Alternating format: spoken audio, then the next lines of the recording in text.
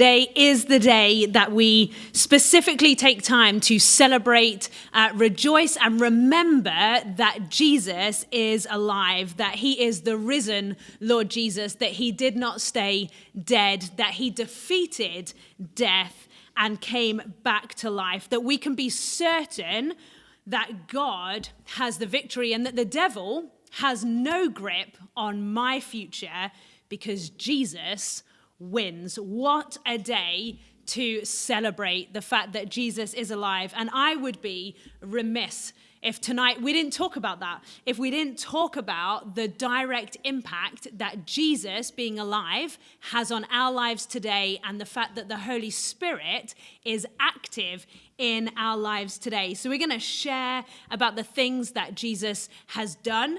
We're going to share about the way that he is active in our lives today. And I think sometimes it's really easy for us to box Jesus in to this historical figure that did things in the past that were amazing, that did things in the past that were miraculous.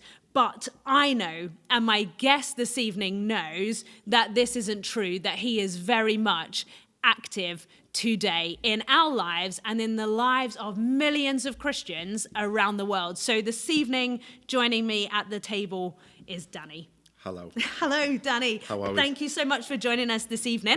Pleasure. Are you good? Very good, thank you. Excellent. Tell us a little bit about yourself. My name's Danny. I'm 32. That's a think then. I am from Liverpool originally, and I moved to the Isle of Man in 2011. I'm married to my wonderful wife, Karini, and we have a wonderful baby boy who is 1 in a couple of days, called Elijah. We have an incredible life. We live in Peel. That's just a little bit about myself. I work in marketing. I absolutely love it. My wife is a graphic designer. She's extremely talented at what she does. She's from Brazil. I'm from Liverpool, so it's a little bit of a mix there. Yeah, we love it. And I reckon the most important question that people are wondering: are you a red or are you a blue? Oh, I'm actually because honestly, that will matter to some people. Oh yeah, they might turn off depending on your answer. Oh yeah, well Hopefully Liverpool not, fans normally watch football on the TV anyway, so. They don't actually go to the game. I'm only messing. But I am an Everton fan. Yeah, I am a blue. Yeah, through and through. Proud Everton fan. So yesterday was a good day for you? Oh, yeah. Yesterday, day before, whenever it was, wasn't it? Yeah, we beat Chelsea 3-0 recently. No, England played the other day, didn't they? They lost to Japan. Yeah, terrible them. But yeah, I'm an Everton fan. Love football. Football's a huge part of being from Liverpool, so yeah. It's like the first thing you say, like when you get into a taxi in Liverpool, it's like, are you a red or a blue? Is that literally what they would ask you? Yeah. Really? Yeah, and like the whole conversation is gauged off that. So if you say the wrong answer, is it then silence? It's just you're just trying to gauge where each other's at. You're just trying to, like, if I'm an Everton fan and he's a red, it's like, I know he doesn't trust me. And if it's the other way around, it's like, I know he's going to take me somewhere where I'm not going. Just dump me out there. Get out. So... Excellent. Okay, so we're going to talk about kind of what my intro was about, really, and the fact that Jesus makes a big difference in both of our lives. Yeah. So we're going to hear a little bit about your story, but you weren't brought up in a Christian household, so that wasn't part of your childhood, not massively. So how did you become a Christian? Tell us your testimony, as the word that we would use. Tell us a story of how you come to know Jesus. So I grew up in Liverpool. It's very, very heavy on the Catholic side of things, and I went to a Catholic school, and I went to a Catholic high school as well, and the primary school that I went to was called St. Margaret Mary's, and it was actually had a church attached to. Yeah. It had like a steeple attached to the school, and we used to attend, obviously, throughout the week, being a Catholic church and stuff.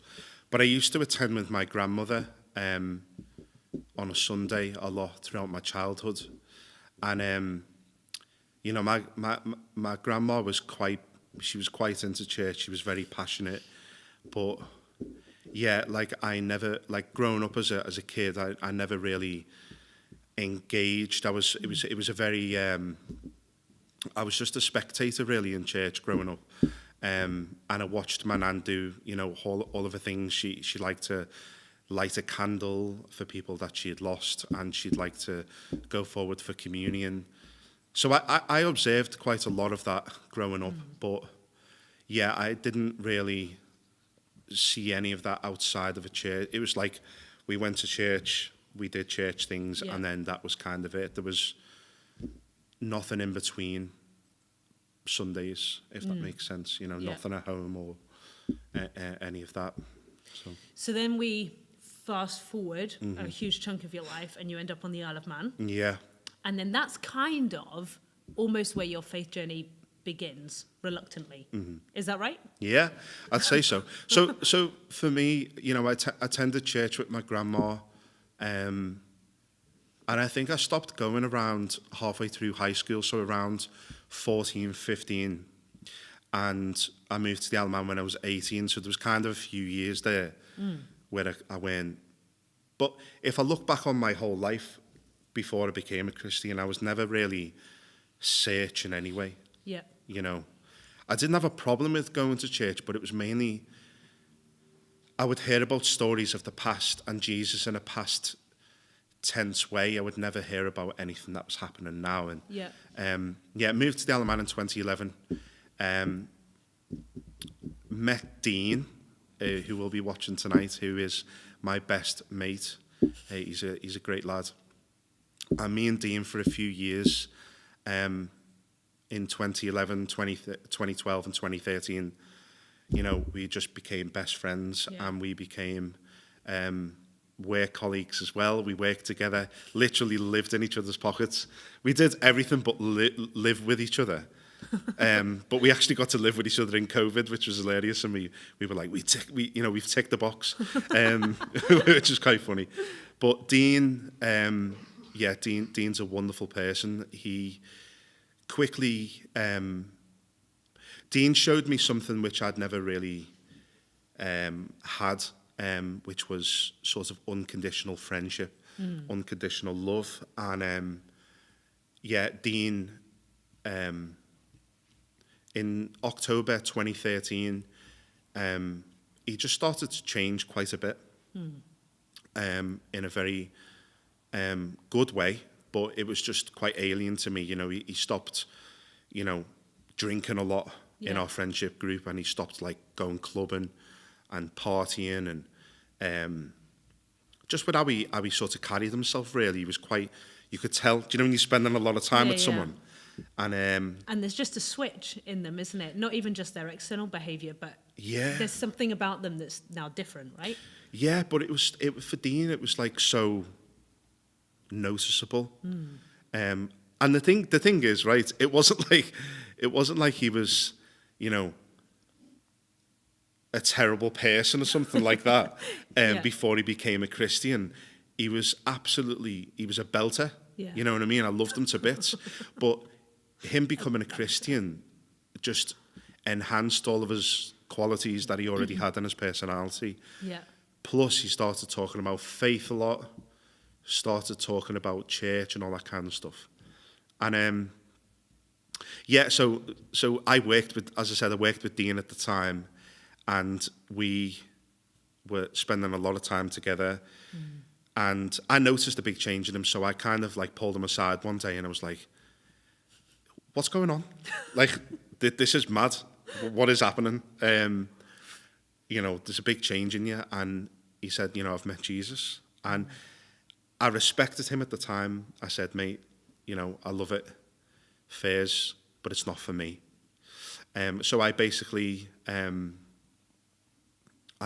just respected him and let him crack on with it. Now, that was October 2013. Now, towards the end of the year, he started to invite me to Alpha. He said it was starting in January. And I kind of was not interested. I remember just not being interested in it at all. And it was on a Thursday, I remember, and it was in Peel. And I lived in Ballaugh at the time, where Dean lived as well. And he'd always give me a lift back home. And he, one day, invited me to Alpha. And I remember declining initially, but then I remember I was absolutely skinned. I genuinely had about 3p. And I was like, yeah, I'll go then to your little Jesus club, but can I have a lift home? I remember calling it Jesus Club. And he was like, yeah, but he was made up. I went. And I went, and, I wasn't really interested, but I didn't really have a problem with it all. A lot of people can have or have had bad experiences with church, or, it puts people off going. I didn't really have a bad experience with church growing up. There was just, I didn't get anything out of it. Yeah, yeah. So I didn't, at this time, see any reason to go. So I went because I genuinely needed a lift home. And I was like, the bus driver ain't got to accept 3p to get back to Ballaugh. So I went with Dean to a home group. Jesus Club. Yeah. Yeah. And, it was wonderful. I met loads of great people. And, yeah, we talked about stories about Jesus actively working in people's lives now, healing, prophecy, words of knowledge, Jesus impacting people's lives on a daily basis, and not Jesus in a past tense. Yeah, so not those historical events. But, absolutely, and that was brand new information to me. So for me, I remember being impacted by that very quickly, and I remember it intriguing me. And it was the first time I remember seeing Dean talk openly about it. Yeah. So in a sense, he kind of really paved the way for me and made it very comfortable for me to explore. But that's what Alpha's really good for. Yeah. I remember not knowing absolutely anything about Alpha. And then, I went literally the week they started Alpha. Couldn't have been better time to have 3p in the bank. Genuinely. But I went the first week they were starting Alpha, and, I think there was quite a few of us there that were not Christians at the time. And for me, it was just really, really interesting hearing stories about how Jesus was working in people's lives. And I got into the car with Dean and we were going home, and I remember we had quite a significant chat about things. And, I seen the difference in Dean, and then I seen the same difference in Dean in other people talking about how Jesus has impacted their life as well. And that sparked a big curiosity in me then to explore. Yeah. So I did. And the week after I went again. And, we done a study, we done loads of questions. I remember asking questions. And one thing I do remember is it was probably the second or third time after going to Alpha. I remember having quite a conversation with Dean on the way home, and it was very passionate, and it was very I was very frustrated. Yeah. Because I'd been all my life told that faith is something that belongs inside of a church building. Yeah. Only. Yeah. And you go to church to hear the Bible. Yeah. And you go to church, to hear a preach and all that kind of stuff. But, I was turning up at Alpha and people had their own Bibles. I was like, what's that doing outside of a church building? It was very overwhelming. So I remember my heart being very, conflicted, at a crossroads with everything, but it was mixed together with it like a curiosity to there was keep clearly going. something that was keeping you really Yeah, engaged. I felt very prompted and very I didn't want to drop the ball on it, kind of thing. Yeah. And then the third week was very, very significant. This was the 9th of February, 2014. I love that you can remember the date. I love that. Yeah, it's kind of mad, isn't it? Yeah. But again, so significant. Yeah. So significant, you know, like one of the most important dates of my Oh entire yeah, life. I remember the date. The date, yeah. The date that I became a Christian. Yeah, yeah. It's Yeah. brilliant. I'm so thankful I remember that date, to be fair. Yeah. And that year as well. What a belter. Like, so good. And the third time I went to Alpha, I remember there being like a call to prayer, and you know, I actually prayed for the first time ever outside of a church building. Prayed for the first time since all those years ago when I was a teenager. Collectively in a small group with other people who were exploring faith, and you know, I just felt like a burning desire to really, really like give this whole faith thing a go. Give Yeah. this, you know, the Christianity a real go here. Obviously, it impacted my best friend a lot. By the third week, you know, I'll talk to anyone, mate. You know, like the people in the group, I was developing really great friendships with, Yeah. and they were telling me more, and I was texting with them, and you know, they really helped me significantly to explore. And I think one thing I really loved about Alpha as well is it opens a space that doesn't, you know, you can't shy away from difficult questions really. Yeah. Or people like, it opens up a platform for people to ask questions that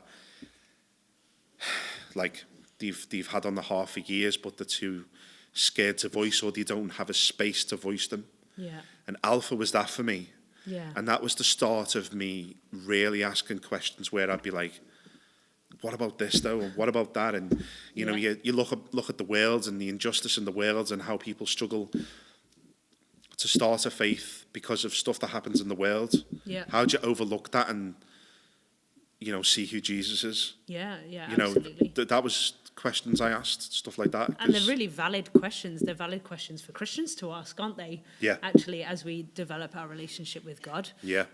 In all of that. So just to clarify, for anyone that is hearing Danny talk about Alpha and is like, what? And has no idea what he's talking about. So the Alpha course came out of a church in London, Holy Trinity Brompton. And it is a course, I was going to say it's 8 weeks, but it could be 10. So it's around that figure. And it is week by week. You just explore the very kind of basis of faith. So you'd explore who Jesus is. Why did he have to die? Yeah. What about suffering in the world? What about the church? And what about the Bible? And so it's an entry level kind of place for someone to explore faith, Yeah. isn't it? And it's kind of, I mean, it's written for non-Christians Yeah. who just want to find out. We run Alpha courses here at Broadway. We run one once, maybe twice a year.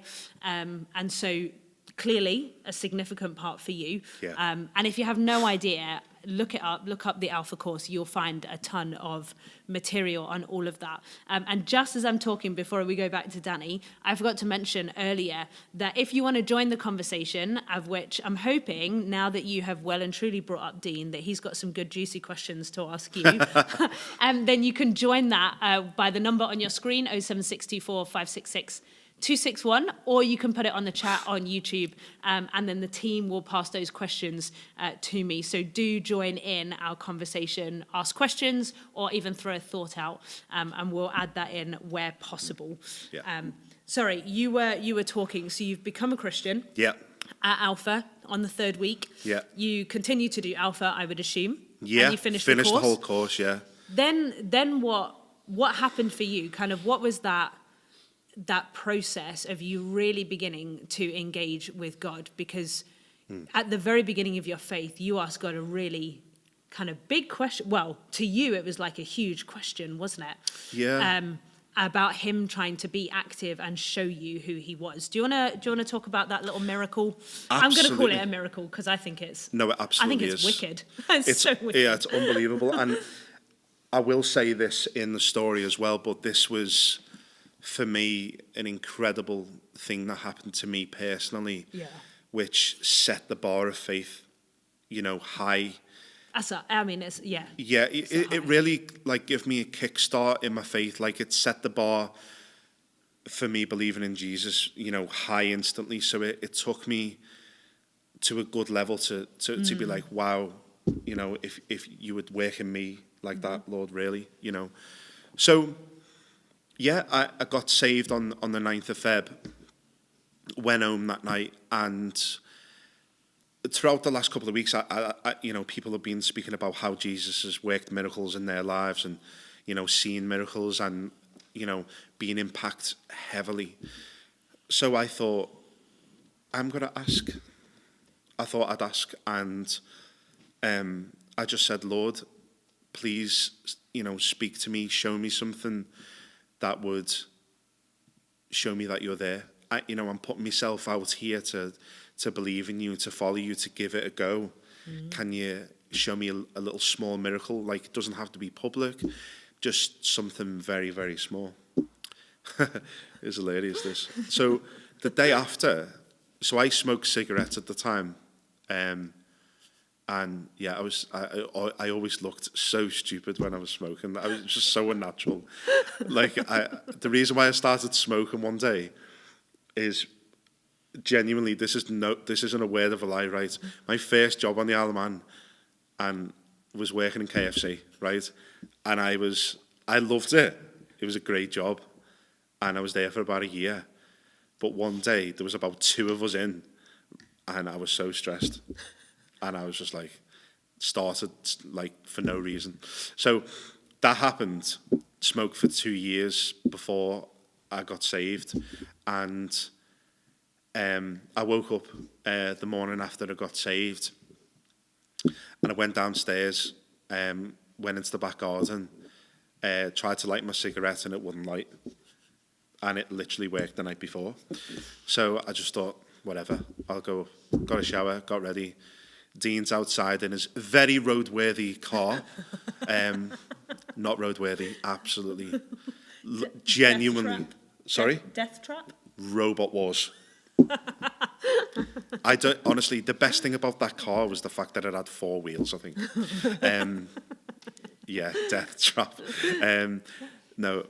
So we got into Dean's car. Now, Dean didn't mind me passively smoking in the car as long as I put the window down. And then about 5 minutes into the journey, I just thought, I carry a spare lighter right here. So I got it. Didn't work. Worked the night before. So I was like, what is going on? Got onto the mountain road. I'm stressing, and then got to work. And then there's this fella walking towards me, and he's literally smoking a cigarette. And I'm walking on Hope Street there in Douglas, and he's walking towards me and like, mate, can I bump your lighter, please? I was like, yeah, no problem. Literally right in front of him, he's blowing smoke in my face, and the lighter doesn't work. All in the space of about an hour. You know what I mean? And I didn't think about it on a deeply, I didn't think about it at the time as like a deep thing, but I got into work and I didn't think about anything, and then I was so frustrated about half an hour into work, and I just prayed again. I was like, Lord, like, help me with this, and I just felt this calm come over me, and it was really warm, like from the top of my head to the tips of my toes. And the urge to smoke a cigarette just left me. Wow. And like in an instant. And it actually gives me goosebumps now because I still remember the feeling. It was it was almost like euphoric. Yeah. I was just like, wow, felt so impacted. And yeah, the frustration left me, the urge to smoke left me, and I never ever touched a cigarette since. And I prayed about it, and it became more apparent to me that was my little miracle that I asked for the night before. How long did it take you to realise that was the miracle? I think a couple of days, when I literally... It's like the penny drops and you're like, oh, yeah, I actually asked God for something. Yeah, I think I remember smelling cigarette smoke like someone walking past me and feeling absolutely repulsed by it. Wow. Like, genuinely. And I've never, ever, ever... So I believe that I was fully healed Yeah. of my smoking addiction. Yeah. And it was like I never smoked a cigarette. So that set the bar, like, for Yeah. me, at the beginning of my faith. Yeah, I was great at that. That's Very incredible. thankful. I mean, like, I think you are the second person that I've ever met in my life that smoked, met Jesus, repulsed by it. Yeah. And I mean, I know loads of Christians that actually it wasn't that easy for them to quit, and they had to go through the process of withdrawal and all of that. But Yeah. I mean, that for me, even if you're skeptical about God, I mean, explain that, right? Yeah. Like that's out of this world. How you can be a smoker and then literally overnight, Just unbelievable. just nothing. But it's the fact incredible. that I asked for a pit. I didn't want... Because I'd always seen faith on a personal level. Like, Christianity is, you know, it's quite... How do you say this? Like, it's quite extroverted with your faith. You know, we're told to share the good news. Yeah, yeah, And we're told to share our testimony. And yeah, faith for me had always been behind closed doors, very private. yeah. Very, you know, wouldn't talk about it. So for me, It I was asked- really important for God to do something yeah, for you, right? Yeah, that's all I asked for. I didn't ask for Yeah. a big, you know, display of anything or anything. I just asked, you know, Lord, for something personal. Yeah, So really set the bar early on, you see. yeah. But yeah, that was where it started for me. Which is ace, which is so cool. Yeah. Like, that's such a cool journey, and actually happening in quite a short space of time as well, from kind of not being interested in faith to exploring, being engaged and intrigued, to knowing Jesus, to seeing a miracle. Like, that all happened in quite a short amount of time. And you talk about how you watched Dean kind of change before you when he Yeah. met Jesus. So how did you change kind of in who you were before Yeah. you met Jesus, and then kind of who you became, if you like, or how you changed? You know, did your personality change? Did the way you functioned? So we know that you quit smoking, but Yeah. you know, were there any key significant day-to-day life things that shifted and changed for you? Oh, yeah.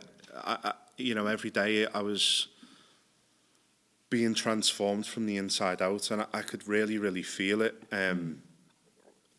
The more that I lent into my faith, the more I could feel myself being, you know, transformed in the image of God. And I think as well is that one of the stigmas that was really apparent to me is that, you know, I'd heard from a few people that, you know, when I started to explore faith, a few people in my life didn't like it. Yeah.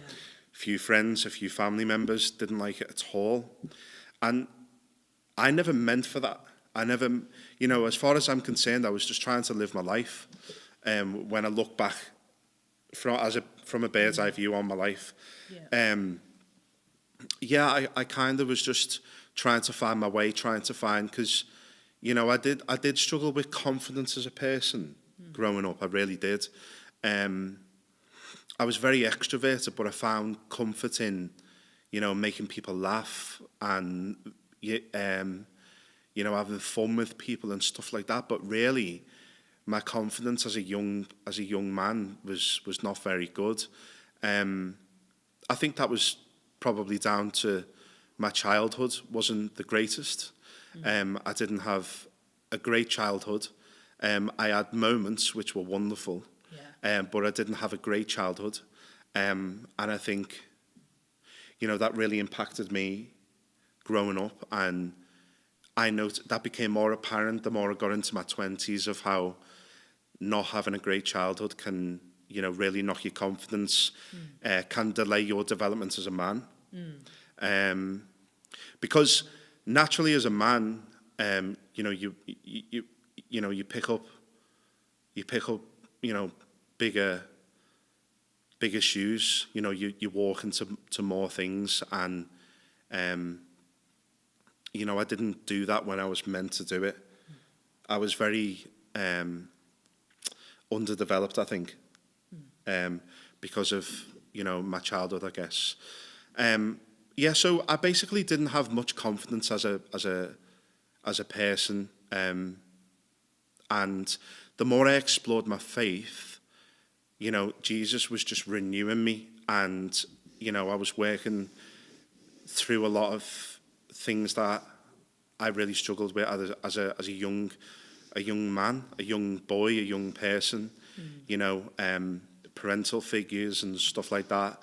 People who were meant to be your champion were not there, and not fulfilling their role when they should have been. And I didn't understand that to the level I do now that I'm a dad. Yeah. I became a dad just under a year ago, and that sort of behaviour for me now is completely intolerable. Yeah. Like, I would never treat my child the way I was, pulled from pillar to post, always told I wasn't good enough. And that was very difficult for a young person to deal with. And more importantly, I know that it's not just me. Yeah. I know that there's a lot of people in this world that struggle with confidence as a young person, and even as adults, isn't it? But how it impacts and how it. Yeah. The big thing for me is just how it snowballs, and how things can be passed down. And quite early on, I'd say, in my life, I kind of seen the sort of injustice around, my sort of household growing up, of how things weren't right, things were dysfunctional, things were unfair, things were people, not just me, being treated unfairly. And, before my faith, I could never make sense of any of that, but that was my normal. Yes. Yeah. Now, when I started to explore my faith and started to be renewed within my faith and started to make, friends outside of my family, and started to live life, just actually live life, not do anything special or extravagant, but I started to learn about my deep wounds of it being in insecurity and not having much confidence, because, growing up, any time I'd ever achieve something, or any time I'd ever want to travel, it would always be a problem or looked down on, and that was very difficult for me, because all I was doing was living my life, and it was labelled as being selfish. Yeah. That is very back to front. Yeah. Didn't understand it at the time, but I certainly do now. Yeah. Yeah, and it's really interesting, isn't it? Because actually, lots of people have, unfortunately, dysfunctional childhoods, or even as adults, very dysfunctional lives. And for you, in that kind of, that switch of being someone who wasn't aware of their self-worth or lacked self-worth, lacked confidence, and actually had many wounds, even like now, as you know your identity, that's one thing that knowing Jesus has been able to give you, isn't it? Is that actually who you are as a person, outside of your family, outside of what any family member or friend, for that matter, thinks of you. This is who God says you are. And you live with a confidence in that now, isn't it? That actually you are funny. Like, it is part of your personality, isn't it? Like, you like a good crack. Is that what? Yeah, good crack. I've got a good crack with 4 Ks at the end. But but I've always, that's the way I always I found peace in that when I didn't have my faith. But I realised when I started to explore my faith that was a mask. And I needed to deal with, confidence problems, and, and that's probably one of the really big subjects in life that I'm quite passionate about. I'm passionate about people who do have wounds similar to what I had, because I do not carry my wounds anymore. I am completely free. And I'm very thankful that through the power of Christ, that I can speak about my wounds as a past tense. And as a part of my testimony and for the glory of God. But for me, it's it's just seeing how the world is a very broken place at the moment, and I see many people in and around my life, wonderful, wonderful people who have similar wounds to me, and it impacts people from even exploring faith, and that's where I struggle with the injustice, because it's like, oh, that was me. That was me once, like, yeah. It's very interesting how deep wounds can stop people even exploring faith.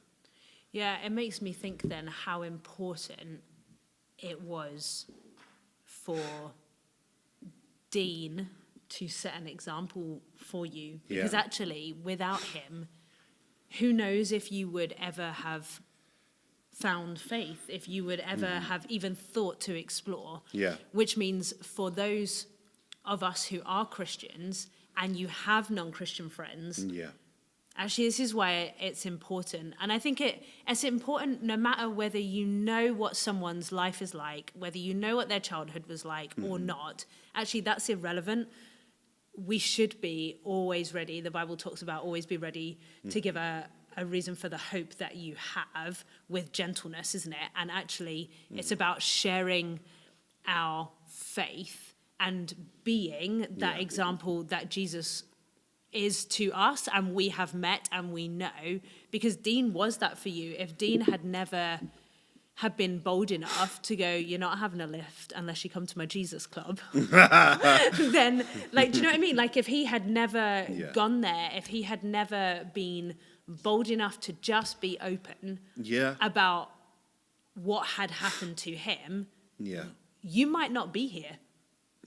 Like, who knows when or how or if you would have met Jesus. And actually, that's a real call on our lives, isn't it? And it is, I think, irrelevant of whether you know someone has past trauma or not.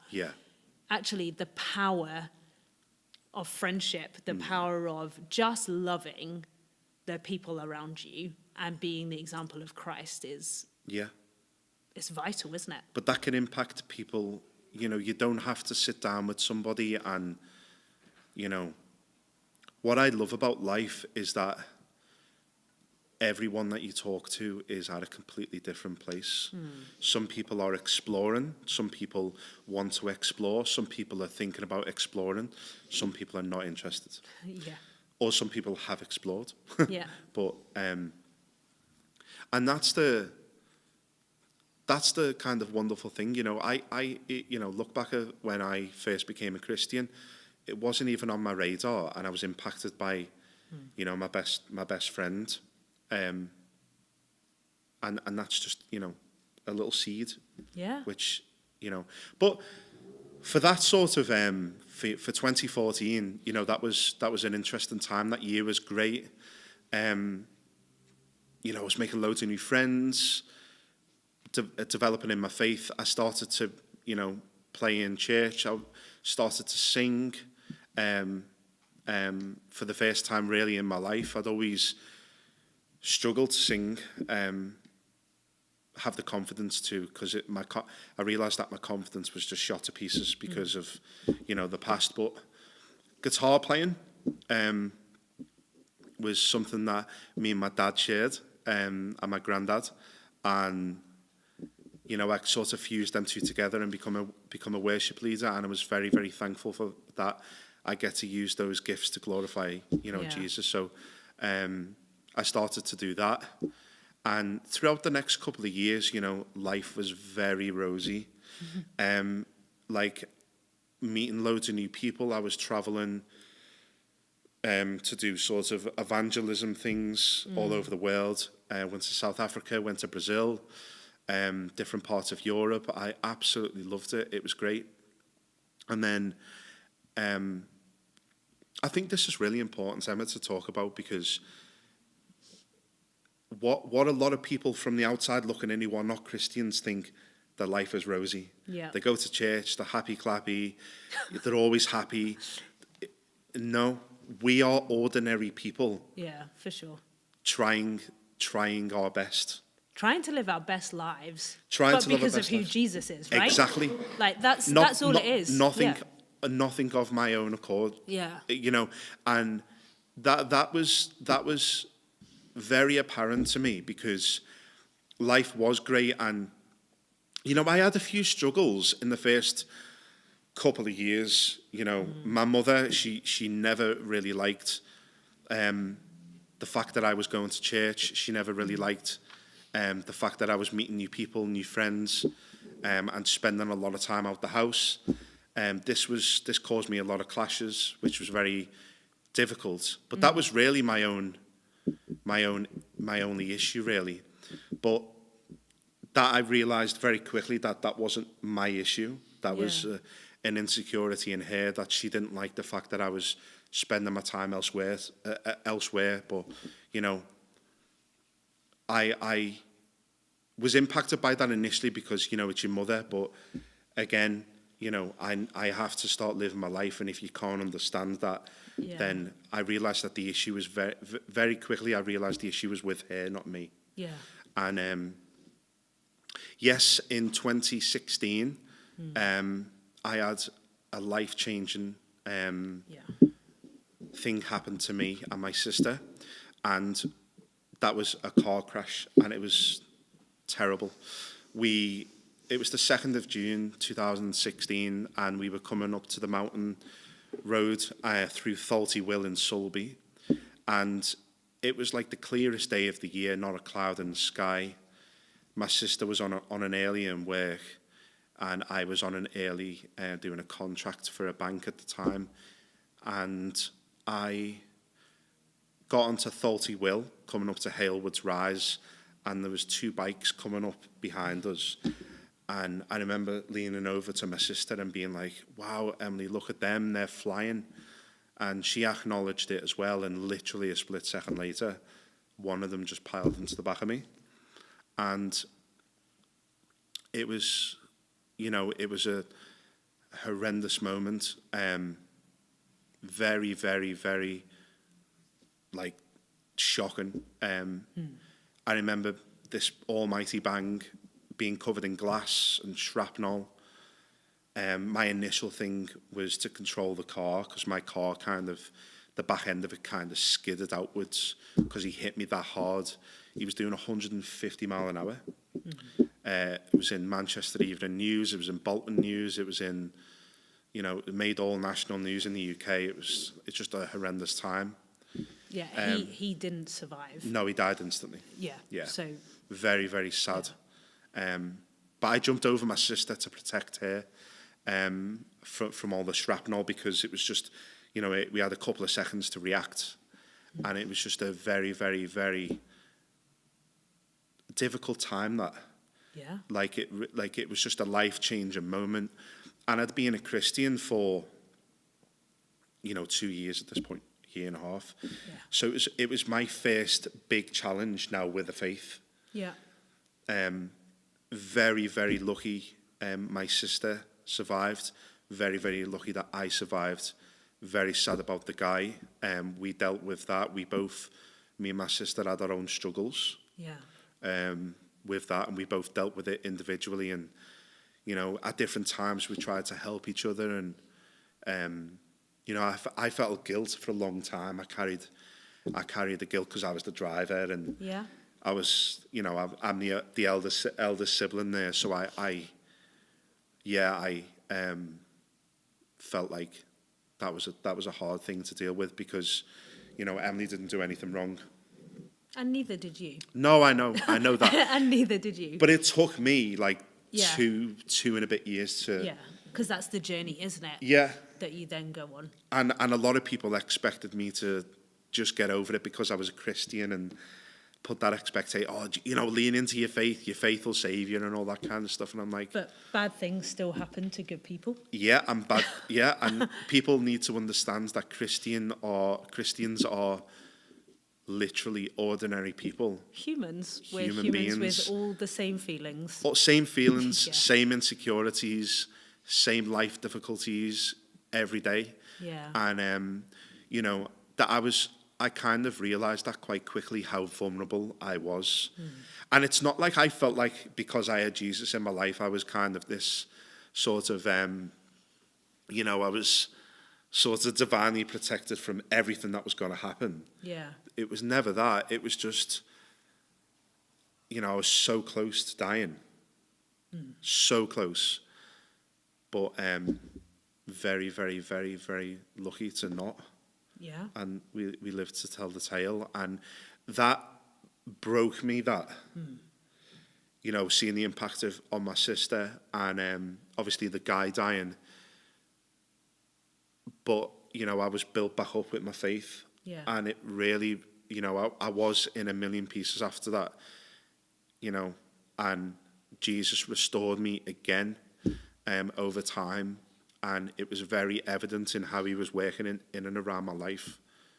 It's a long process, isn't it? Yeah. That actually, regardless of whether it's something as horrific as a car crash like that, Yeah. or whether actually you're thinking about things that have happened in your own life and they go, well, they're not as bad as that. Actually, because of how human we are, everyone processes trauma and grief and all of those things in really different ways. And just because you know and love Jesus doesn't mean, you wake up one day and, it's all rainbows and sunshine and all of that kind of stuff. Actually, it is a long process, isn't it, to overcome the feelings that you carry about that, the way that your brain thinks about that. And I think our minds are so powerful, aren't they? They're such powerful things that they convince us of all sorts of things that are not of Jesus. In the way, and that influences the way that we feel, and therefore the way that we behave and the way that we speak and all of that kind of stuff. And it's not instant at all. And that was a really painful process for you to pray through that and work through that trauma and probably PTSD to a point in driving, and especially driving on that particular road, and all of that. But God really, he showed up with you in a real faithful way that kind of, he showed you something, didn't he, that just kind of sealed some of that healing. Do you want to share that kind of picture that he gave you and just how God really intervened in a really powerful way for you? Absolutely, yeah. So, I remember for about a year and a half, I was really, really, really struggling with, I had anxiety, I had panic attacks. A lot of, I tried to keep private because I never really experienced any of this before. I remember one time coming home from worship practice a few months after and literally had a panic attack on the way home and literally did not know what to do. I just went cold. I had to pull over at the side of the road just by the wildlife park there. And I remember crying out to God and just being like, why did this happen to me? Why am I going through this? And it was just very, very difficult to deal with. So I was very damaged for a while. I was having counselling. I got diagnosed with PTSD. But also, I had a lot of friends who were praying with me, for me, praying for my sister. And I was at church one day, and one of my friends really felt the need to pray with me. And he said that he was praying just now, and the Lord was showing him how truly broken my heart is, and that he wants to, start a restoration work in my heart. So we started praying, me and my friend, and he prayed for, the Lord to renew my mind, sort of heal me of trauma, and to, I always remember this. He said, Lord, I pray for Danny that he would start to see from this day a path of restoration. And I'd never ever thought about a path to get back. I just thought, if I keep going to counselling, if I keep praying, I'll just get fixed one day. And I don't see there's any problem with that, but I never actually worded it like that, like a path of restoration. So I prayed with my friend, And, you know, as he was praying with me, he was asking the Holy Spirit to show me, you know, a path of restoration, like heal Danny, like show how he can be restored. And I got this picture. I was praying with him, and I got this picture of the crash from a third person perspective and the bike hitting the back of the car, but Jesus taking the brunt of it.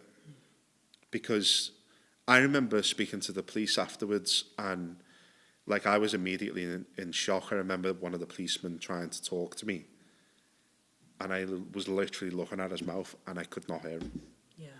And for about half an hour, I couldn't hear anyone. It was like one of the most loneliest moments of my life, and that was just pure shock.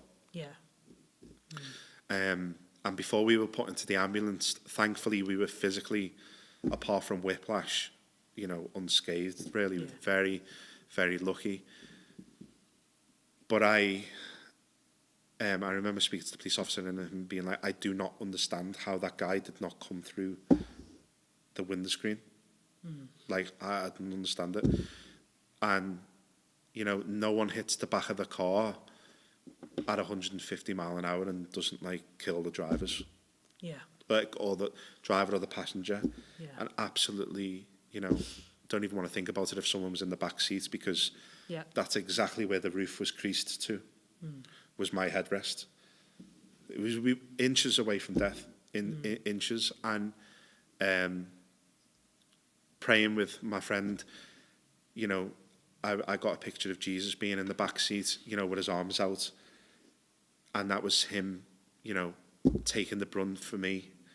And, you know, that's kind of, you know, sums up what Jesus does for us. He takes away the pain. He saves us. He, you know, he steps in for us. He you know, he is our protector. And I'd hear about this whole protection thing and armor of God thing, but I never ever, you know, I mean, I'm not really getting a more impactful event in my life than having that car crash and seeing the armor of God.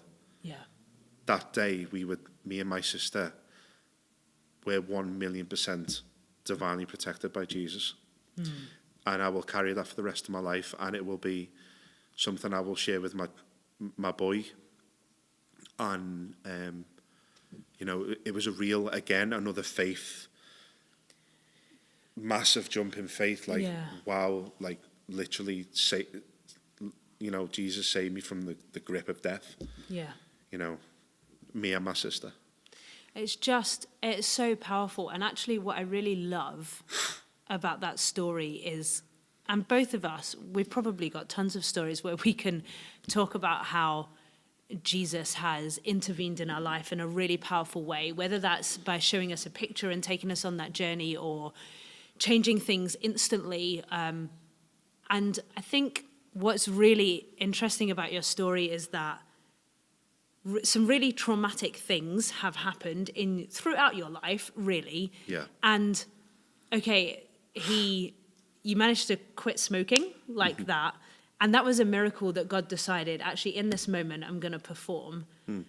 And he could have taken away the trauma and the PTSD in an instant. Yeah. Just like he enabled you to quit smoking, but he didn't. Yeah. He's allowed you, painfully, to go through this process of healing. And I think it is when we go through that process of healing, we learn a lot about ourselves, but we also learn a tremendous amount about the God that we serve, isn't it? And how he is just with us. And I think so often our humanity goes, God, just take this away. Just take this away from me. I want it gone instantly. Yeah. And I think more often than not, certainly in my life, actually, God hasn't taken it away instantly. I need to go on the journey. I need to do the path of restoration from who I was to who I will become. Yeah. And more often than not, that path is painful. Yeah. And it's hard and it's grueling. And Jesus talks about in the Bible that path is narrow and it is straight and it will be hard and it will not be like walking on cloud nine or anything. Like, it is going to be tough. But I am with you in that journey. No matter where you go, I am with you. And the end is eternity Yeah. with God himself.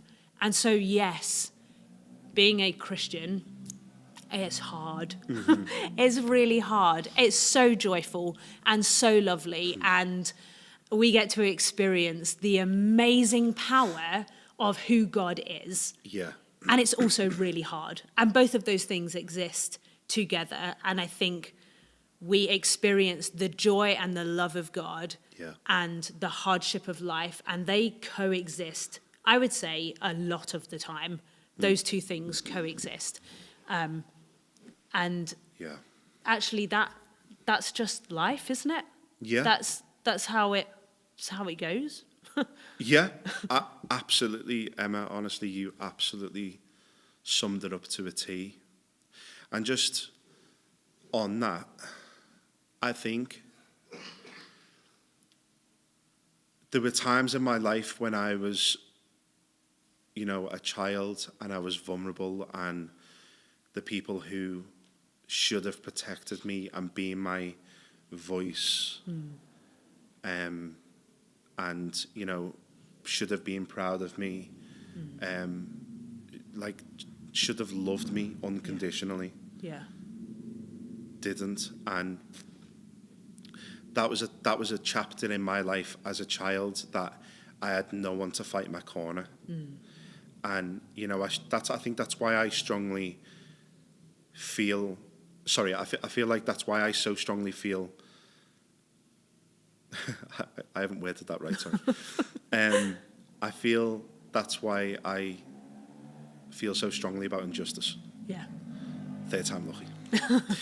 Because I wasn't dealt a great hand when I was a kid. So it and the thing is, I look back at, little 10-year-old me who, the only sort of real, pillar in my life was my stepfather, who was my dad.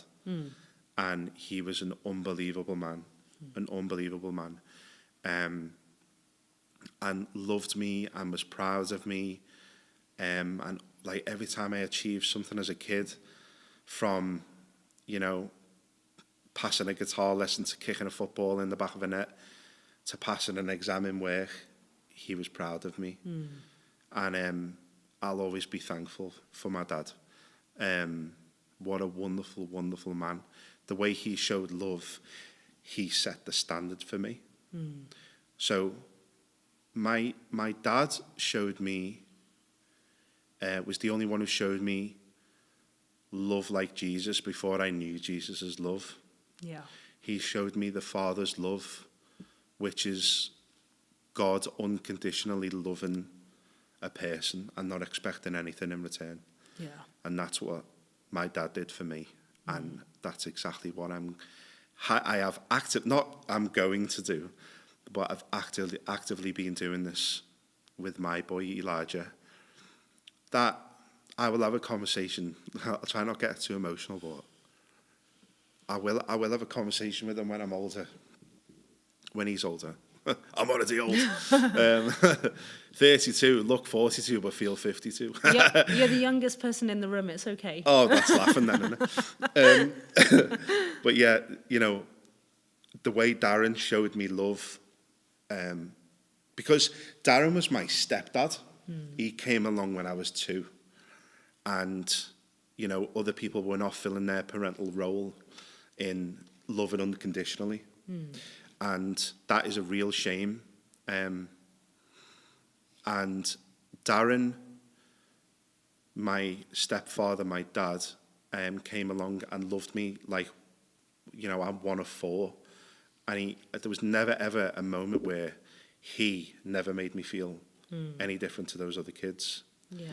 And with my boy, I will love him exactly like Jesus loves me, and I will never expect anything back. And that the reason why I'm saying this is because on paper, the way I was loved, apart from Darren, I shouldn't be able to love this way. And I thought about this a lot in my life, but it's also the heart that God gave me, and it's the way he restored my heart from, I can't even imagine my life if God didn't restore me. Yeah. I can't even imagine who I was, who I would be, Yeah. what path I'd be on Yeah. if God didn't restore me. And that's, I am eternally indebted to the way God has changed my life, and he has brought my heart to a point now where it's just functional, and my heart is able to act like a normal heart. It was once broken, once in tatters, once didn't know what it had to do to be loved, and I take no credit for any of that, and I never will. That was Jesus and my dad, and them, the way they loved me is the way how I will love my boy. But as Christians, it's never, Jesus never promised us an easy life. Yeah. And, life can be tough, and life has challenges. Every single person I know, including myself, has flaws, insecurities, daily issues. Yeah. But we find a way, right? For sure. Yeah, absolutely. And I was gonna ask you a final question, and I don't think I'm gonna ask you that final question because I feel like you've answered it. I was gonna ask you about if someone doesn't believe in God, what would you say to them? But the way that you have just communicated that God is the restorer. Yeah. So actually, it doesn't matter what your life has been like, who you are now. God can restore anything.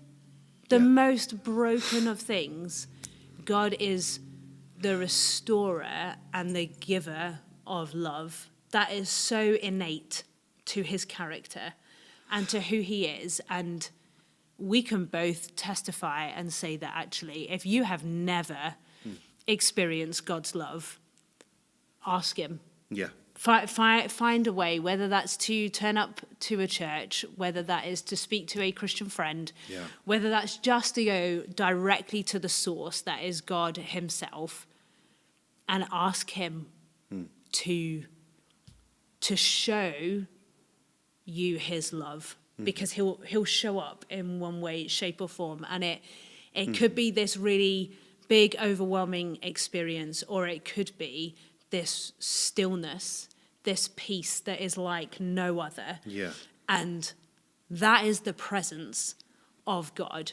So whoever you are, wherever you are, and wherever you are listening to us speak, my challenge to you on this Easter Sunday, where as Christians we celebrate and we remember that Jesus is alive, and that it is the power of God that raised him from the dead, you can know that same power. You can experience that level of love from God. And we would love for you to do that. We would so love for you to do that. And if that is something that you want to do, I'm going to do a nifty segue here into... If this would bless you, our Sunday Live pack, if it would bless you in any way, shape or form, then actually we would love to give this to you. We would love to just give you a Bible for you to just get to know the character of God, who he is. The story, this whole Bible is the story of God restoring his people back to himself, and we are a part of that story. So we'd love to gift that to you. And then to help you get into the Bible, a 30-day practical introduction to reading the Bible by Nicky Gumbel, who is also the creator of the Alpha course. So it's a great book. And then just a Broadway Baptist Church pack that just gives you information about who we are as a church. And we would love to give that to you with no strings attached. at all. If that would help you, if that would bless you, then we will find a way. You can contact us on that number 07624 566 261, and a member of the team will find a way to get that to you. Just before I finish out, we had some questions, and I'm really sorry that we didn't get to questions. We've gone for ages. But I did want to let you know that actually someone wrote in that they loved hearing your testimony, and that you are a ray of sunshine, and that they are thankful to God that brought you into their life through photography. Oh, you can that's see kind. that note. It's got a name on it, so you can check that note out. But Very kind. thank you so much for sharing really significant parts of your life and how God has invaded your heart. He has invaded who you are and transformed you into the guy that we have before us. And actually, he's continuing to transform you and change you and grow you and mold you. And it is such a pleasure to have sat alongside you this evening. So thank you so much for that. And we will be back on the 3rd of May at 7:30 on our YouTube channel, BBC IOM. So do join us there. And I will see you again next month here on Sunday Live. Good night and God bless.